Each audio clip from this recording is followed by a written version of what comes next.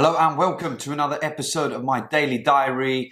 Day 7, here we go again. Lots of games yesterday. We had Croatia-Albania 2-2. Croatia in a real tough spot now. They will need to beat Italy in the final game to have any hope of qualifying for the next round. Big one for them. And then we have Scotland, got a 1-1 draw, reversing some of that negative momentum they had in the first game against Germany. So a good point for them. They'll have to beat Hungary in the last game. And Hungary, of course, lost against Germany. So both Hungary and Scotland need to win that final game that they play against each other. So should be a really interesting one there. Switzerland get a point. They qualify for the next round. Germany on course to win the group unless they lose to Switzerland. That's what we've gone through. Big game today. We've got England playing. That's why I'm wearing the shirt. Wow. It's going to be a tough one. The Danes, they're going to be up for it. Having only got a point out of their first game, Denmark, they really need to get a result today. You would say a draw for them is a good result. It still puts them in a strong position. But of course, if Denmark lose today, then they'll have to go and beat Serbia in the final game. So big stuff coming up there. And for England, really, big questions on the selection. So it didn't work very well last time out in terms of in possession, particularly in that second half. England played awful. So as I see it, Southgate has a few different options. One, he could do nothing, stick with the same thing. Foden on the left, Bellingham number 10, Trent Alexander-Arnold in midfield with Rice. That's one option. Second option is he drops Trent, puts in Mainu or Gallagher instead of Trent, and keeps the same formation in attacking midfield, Bellingham in the middle, Foden on the left. Third option, and this is what I would really like to see, you slot someone else in on the left. It's either Gordon or Eze.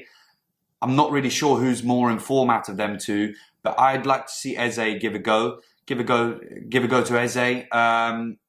He's very good at beating players, and he will bring a lot of energy on that left-hand side. Stick Foden in the middle, number 10, and drop Bellingham down. Bellingham's got the legs to get up and down anyway. We know he can do that. Let's experiment with that now in the group stage against a decent side in Denmark, and then we'll see where it goes.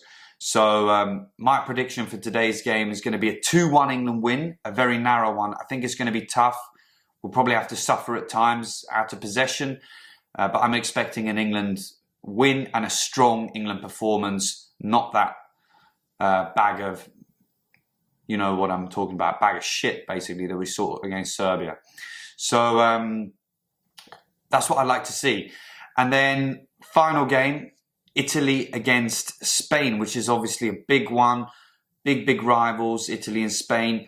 I think Italy might surprise us in this one and might come away with the 3 points. At least a draw for me for Italy. I know Spain played very well in the first game. Italy played pretty well in the first half. Second half, a bit pedestrian for my liking. But I think Italy, they're strong, experienced. They've got a very good manager in Luciano Spalletti. I think Italy tonight. But let's see. Should be a good one. If you look at, so I saw this really interesting stat actually. Italy in the last in the last 10 games that they played against Spain in tournaments, they have never lost if you exclude penalty shootouts. So Italy in tournaments against Spain, apart from one game, the one game they have lost was the final in 2012. They lost 4-0. That was a big one. Iniesta had the tournament of his life. That's the only one they've ever lost, which excludes penalties. All the rest have either gone to penalties or Italy have come out on top. So Italy have the history on their side. But we know Spain played very well in the first game. Should be an interesting one tonight. And then, of course, Slovenia against Serbia, early kickoff. Got two former Yugoslavian countries facing off. Should be an interesting one. A lot of emotion in that game. Hopefully an end-to-end one. From what we saw from Slovenia in the first game, that's what I'm expecting. Slovenia to really go for it. They got nothing to lose, right? So if they can get something out of that game, that'd be awesome. And fair play to Slovenia for getting that point in the first game. Lots of football to look forward to today. Enjoy it. And I hope to see you again tomorrow. Cheers. Thanks for watching.